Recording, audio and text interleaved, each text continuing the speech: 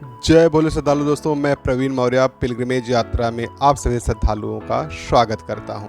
श्रद्धालु दोस्तों, सबसे पहले हम इस वीडियो में ये जान लेते हैं कि बाबा बर्फानी दर्शन के महत्व क्या हैं और श्रद्धालु इस यात्रा को किस तरीके से पूरी कर सकते हैं।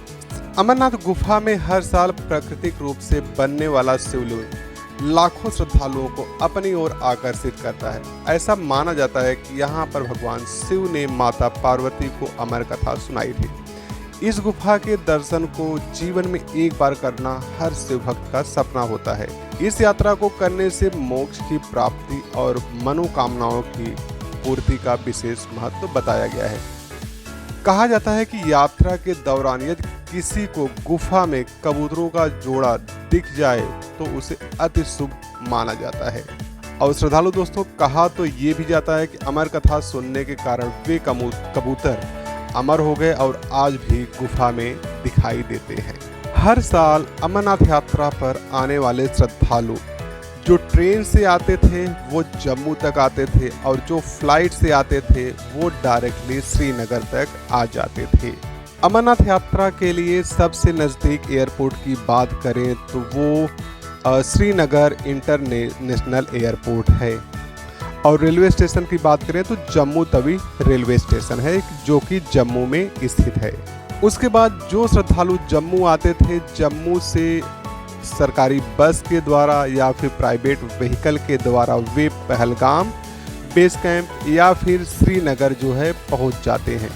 और जो श्रद्धालु श्रीनगर आते हैं वो वहां से प्रीपेड टैक्सी के द्वारा, चाहे श्रीनगर जाना हो, बालटाल जाना हो या पहलगाम बेस कैंप जाना है, वहां पर चले जाते थे। और यात्रा करने के लिए 2 से 3 ऑप्शन है। या तो श्रद्धालु हेलीकॉप्टर से जा सकते हैं। जो श्रद्धालु सीनियर सिटीजन हैं, लेडीज़ हैं या फिर ऐसे लोग हैं जो ट्रैकिंग नहीं कर सकते हैं, वे हेलीकॉप्टर सर्विस का लाभ उठाते थे। और बहुत सारे श्रद्धालु ऐसे हैं जो ट्रैकिंग के माध्यम से या पोनी और पालकी की सर्विस को अवेल करके अपनी यात्रा को कंप्लीट करते हैं। और सबसे इम्पोर्टेंट बात मैं ये बता दूं श्रद्धालु दोस्तों कि जो लोग भी अमरनाथ यात्रा पर आते हैं उससे आने से पहले उनको मेडिकल, जिसको हम कंपलसरी हेल्थ सर्टिफिकेट कहते हैं, वो कराना होता है और उसके बाद उन्हें जो है रजिस्ट्रेशन कराना होता है। मेडिकल कराना इसलिए जरूरी होता है श्रद्धालु दोस्तों क्योंकि बाबा बर्फानी के जो शिवलिंग है, जो गुफा है, वो काफ़ी हाई एल्टीट्यूड पर है। वहाँ पर ऑक्सीजन की प्रॉब्लम होने से, ऑक्सीजन की कमी होने से हेल्थ में बहुत सारे इशू आ जाते हैं। तो इसलिए मेडिकल की ज़रूरत पड़ती है और साथ ही साथ जो है रजिस्ट्रेशन कराना होता है। अब श्रद्धालु दोस्तों, अगर हम अमरनाथ यात्रा 2025 की बात करें तो अमरनाथ यात्रा 2025 3 जुलाई से शुरू होगी और 9 अगस्त तक ये यात्रा चलेगी। इस साल टोटल ड्यूरेशन की बात करें तो 38 दिन की ये यात्रा होने वाली है, जिसके लिए मेडिकल 8 अप्रैल से और रजिस्ट्रेशन 14 अप्रैल से स्टार्ट किए गए थे। श्रद्धालु दोस्तों, मैं साथ ही साथ आपको बताता चलूं कि इस साल अमरनाथ यात्रा के दौरान श्रद्धालुओं की सुरक्षा के लिए काफ़ी कड़े इंतजाम किए जा रहे हैं, जिसमें हम ये कह सकते हैं कि ड्रोन और सीसीटीवी कैमरे के द्वारा श्रद्धालुओं की निगरानी की जाएगी। और ये उम्मीद जताई जा रही है कि श्रद्धालुओं की संख्या में कोई कमी ना होने पाए। इस बार कश्मीर में हुए डिस्टरबेंस के कारण गवर्नमेंट के मन में ये आशंका है कि क्या श्रद्धालु पहले की तरह आएंगे या उनके मन में कोई डर है, क्या डर की वजह से श्रद्धालु अपनी यात्रा स्थगित कर देंगे। तो इस तरह से यात्रा पर सरकार की चिंता और चुनौतियां दोनों बढ़ी हुई हैं। तो मैं आपको बता दूं श्रद्धालु दोस्तों कि इस बार पूरी यात्रा को विशेष ड्रोन निगरानी में रखा जाएगा और जगह जगह पर सीसीटीवी कैमरे लगाने के निर्देश दिए गए हैं। एक विशेष सीसीटीवी कंट्रोल रूम से पूरी यात्रा की निगरानी रखी जाएगी। इस बार अर्धसैनिक बलों की संख्या भी अमरनाथ यात्रा की पिछली बार से ज़्यादा होगी। अगर हम केंद्रीय सुरक्षा बलों की बात करें तो करीब 580 कंपनियों को तैनात करने का आदेश दिया गया, जिनमें से 42,000 कर्मी जमीन पर तैनात होंगे।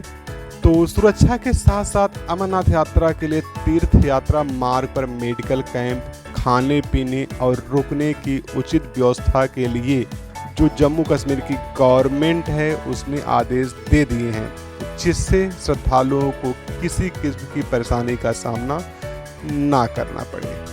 साथ ही साथ मैं ये बताता चलूँ श्रद्धालु दोस्तों कि श्रद्धालुओं को मौसम संबंधी खतरों से आगाह करने के लिए पवित्र गुफा के अलावा पंचतन्नी, चंदनवाड़ी, बालटाल सहित 7-8 स्थानों पर मौसम संबंधी निगरानी केंद्र स्थापित किए जा रहे हैं।